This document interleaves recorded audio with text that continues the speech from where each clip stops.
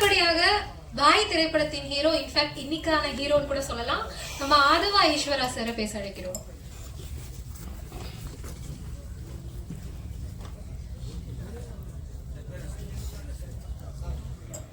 Sorry, அடுத்தபடியாக already நான் சொல்லியிருந்தேன் அதிரடி சரவடி படத்துல மட்டும் இல்ல மேடை பேச்சுகள்லையும் சொல்லி, இப்போ சரவடியான பேச்சுக்காக பேரரசர் அவர்களை மேடை கிடைக்கும்.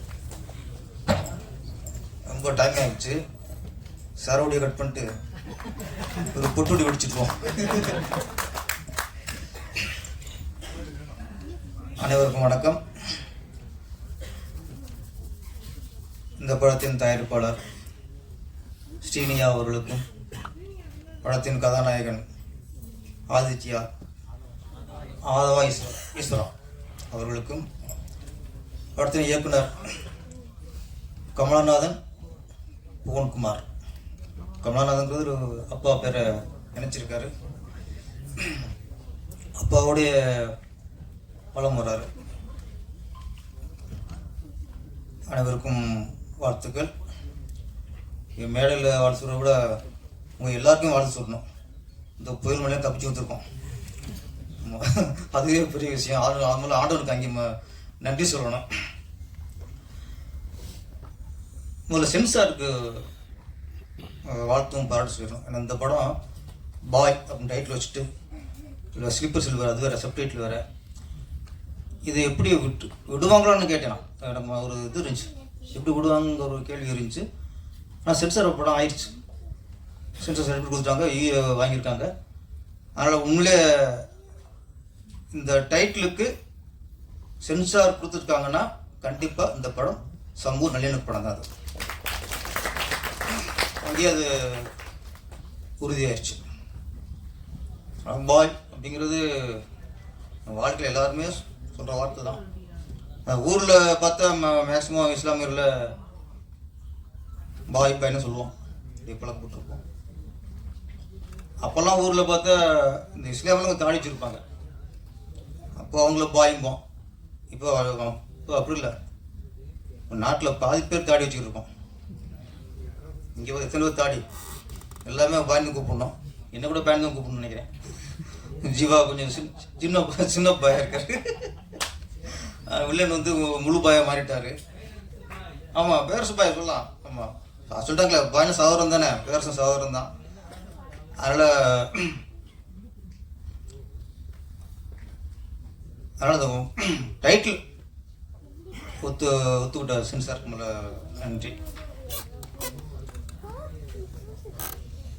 எல்லாருமே அந்த மத நல்லிணக்கத்தை சேர்லாம் பேசினாங்க.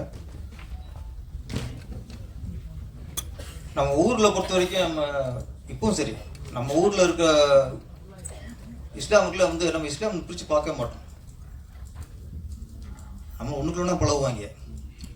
எங்கேயும் நடக்கிற விஷயங்கள் தான் இஸ்லாமிய தீவிரவாதிகள், இந்து தீவிரவாதிகள் அப்படிலாம் நம்ம பிரித்து பார்க்க வைக்கிறது. ஊருக்குள்ள எங்கே என்ன நடந்தாலும் ஊரில் நம்ம பிரித்து பார்க்க மாட்டோம். எல்லாருக்கும் மேக்சிமம் ஒரு முஸ்லீம் நண்பர் இருப்பாங்க, கிறிஸ்துவ நண்பர் இருப்பாங்க. நம்மளோட நட்பு இன்னும் தொடர்ந்துட்டே இருப்பாங்க.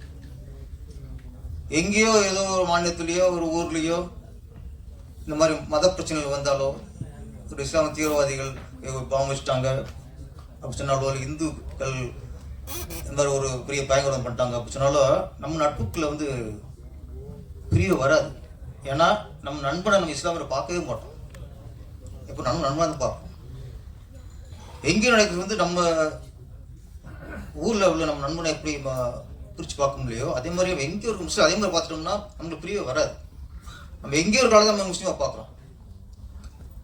அதுதான் இங்கே நிறைய அரசியல்வாதிகளும் இங்கே நிறைய பயன்படுத்துகிறாங்க. நல்ல ஒரு டைலாக் இருந்துச்சு ட்ரைலரில், மதம் ஒரு அரசியல் கருவின்ட்டு. சரியான டைலாக் அது, அதான் கதை. ஆக்சுவலி மதங்கிறது மனிதனுக்கு அடையாளம் இல்லை, மனிதாபிமானம் தான் மதம். அதுதான் வேணும். நம்ம மனிதாபிமானம் இருந்தாலே நமக்கு எந்த மதமும் நம்மளுக்கு அடையாளம் தேவையில்லை, ஒரு மனுஷனாக இருக்கணும். இப்போ அந்த நமக்குள்ள அது ஒரு பிரித்து தான் இன்னைக்கு அரசியல் பண்ணுறதும் சரி, ஒரு மதத்தை வச்சு ஒரு இயக்கம் நடத்தலாம். சரி, இது எல்லாமே காரணம் மனிதாபனத்துக்கு விலகி வர்றதான். சுபாஷர் சொன்னார், ஒருத்தன் தீவிரவாதினாலே அவனுக்கு எந்த மதமும் இல்லை, அவன் மிருக ஜாதி. ஃபஸ்ட்டு ஒருத்தன் தீவிரவாதப்பட்டாலும் அவனுக்கு என்ன, அவன் மனுஷனாக தான் இருக்க மதம். அவனுக்கு ஒரு பாம்பு வச்சு ஒரு 100 200 கொள்றானா, அவனுக்கு ஒரு மதத்துக்கு நான் சொல்ல முடியும். அவன் இஸ்லாமியில் இருக்க முடியாது, இந்துவாக இருக்க முடியாது, கிறிஸ்துவா இருக்க முடியாது. நம்ம நாட்டில் உதாரணத்துக்கு அன்னை தெரசா, யாராவது அன்னை தெரசாவை ஒரு கிறிஸ்தவ பெண்மணி பார்க்குறோமா? யாராவது பார்க்குறோமா? அன்னை தெரசானா கருணையின் உருவம், அதானே? யாராவது அப்துல் கலாம யாராவது இஸ்லாமரை பார்க்குறோமா? பார்க்க மாட்டோம்.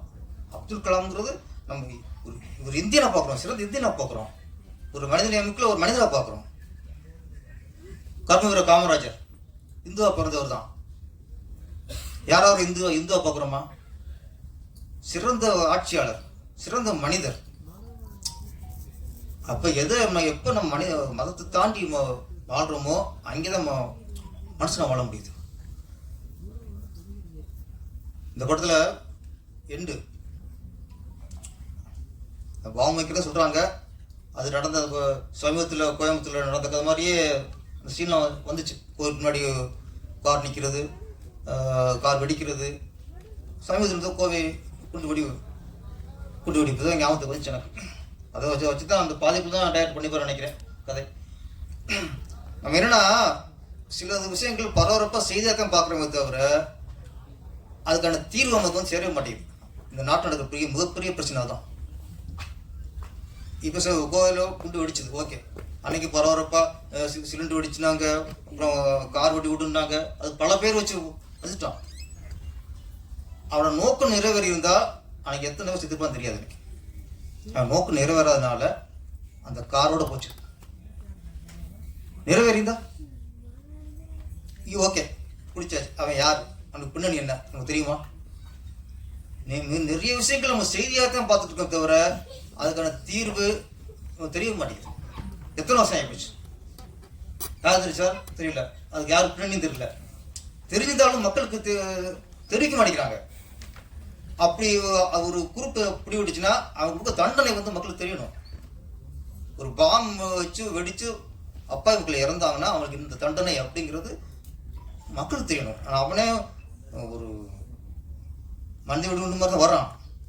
இந்த சிந்தனை மாத்திரம் வராமல் இருக்கும்.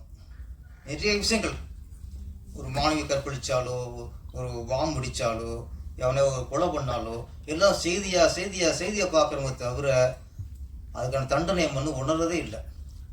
இந்த கவர்மெண்ட் வந்து அது வந்து அவனுக்கு தெரிவிக்கிறதும் இல்லை. வெறும் செய்தியாக படிச்சுட்டு நம்ம அடுத்து பரவாயில்ல, வாழ்க்கை வந்து ரொம்ப ஃபாஸ்ட்டாக போயிருக்கு, ரொம்ப வேகமாக போயிட்டு இருக்கு. இந்த மாதம் ஒரு விஷயத்தை படிச்சுட்டு இருந்தால் மிக்ஜாம் புயல், அவ்வளோதான், அடுத்த மாதம் மறந்துடுவோம். அதை டோட்டலாக மறந்துடுவோம். இன்னொரு பிரச்சனை வரும். இந்த பிரச்சனைக்கு மேலே பிரச்சனை வரும்போது அதை நம்ம பரபரப்பாக ஆகிட்டே இருப்பாங்க, நம்ம மறந்து போயிட்டே இருப்போம். இதனால மக்களுக்கு தான் பாதிப்பு. ஒரு பிரச்சனைக்கு என்ன தீர்வு, என்ன தண்டனை கிடைச்சது, அதை கொண்டு வரும்.